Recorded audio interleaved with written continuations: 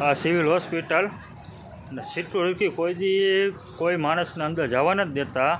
પેલો દાખલો એવો બન્યો મને એવું લાગે કે ગાડીમાંથી ને ટેપ અને મોબાઈલનું ચાર્જિંગ ચોરી ગઈ અહીંથી સિક્યુરિટી કોઈને અંદર જવા નથી દેતા આ વિસ્તારમાંથી નથી. આ પહેલો દાખલો હતો. આ ગાડીમાંથી ટેપ અને ચાર્જિંગનો વાયર જે આવે ને એ ચોરી ગઈ આ ગાડીમાંથી.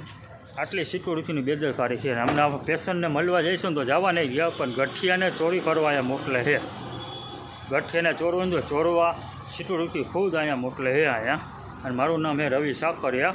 હું મારા ઘરનાને લઈને આવ્યો. ખાલી 15 મિનિટમાં મારા ગાડીમાંથી ચાર્જિંગનો વાયર અને ચાર્જિંગનો ડટ્ટો 700 રૂપિયાનો આવે અને ટેપ 3000 રૂપિયાનો આવે. ટેપ એ બે છે વસ્તુ મારી ગાડીમાંથી 3000 રૂપિયા ઉપરનું ચોરાઈ ગયું છે ખાલી 15 મિનિટમાં. અને પેશન્ટને મળવા જવા આપણે દઈએ ને તો પેશન્ટને મળવા આપણને જવા નથી દેતા, પણ ચોરી કરવાવાળા માણસોને ચોરી કરવા દે છે અહીંયા.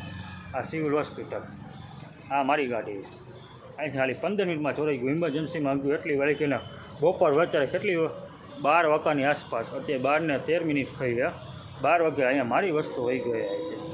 આ આપણું સિવિલ હોસ્પિટલ. હંમેશા સિવિલ હોસ્પિટલમાં આવવાના તો એક જણાને ગાડીમાં બેસાડીને રાખો. ગાડી રેઠી નહીં મૂકીને તમારા ટાયરે ચોરાઈ જાય છે અને તમારું કિંમતી વસ્તુ વહી જાય છે. કપડાં રહેવા નથી દેતા અહીંયા. આપણું સિવિલ હોસ્પિટલ મેન જે આપણે જે પાર્કિંગ જે રાખે ને અહીંથી જ્યારે સિક્યુરિટી અંદર નથી જવા દેતા ને એ જ જગ્યાની વસ્તુ એ જ ખૂણાની વસ્તુ રહે. હંમેશા કોઈ જે આવો તો 2 વાર ધ્યાન રાખજો. એમનો વેઢા એટલા ન આવતા. અત્યારે સિક્યુરિટી એવું નામનું કોઈ વસ્તુ ચીજ નથી. હમણાં તમે કહીશો ને પેશન્ટને મળવા જવું એટલે મળવા નહીં જવા દે, પણ એમ ગઠિયા એમ કહીશે ચોરી કરવી એટલે ગઠિયાને ચોરી કરવા દઈશે, પણ પેશન્ટને મળવા નહીં જવા દે. ગમે ક્યારે આવો તો બીજી વાર ધ્યાન રાખવું. અહીંયા 7 વાર વિચારીને અહીંયા આવું, એમને ન આવું.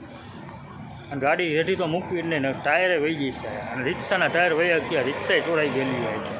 અત્યારે મેં બહાર ચાની હોટલવાળા ભાઈ મેં બધું જાણ્યું. એને કીધું ભાઈ તમારે સારું કહેવાય ખાલી આટલું પીવું નથી, આમાં ટાયરે ન વધે, ટાયર વિના તમારે જવું પડે.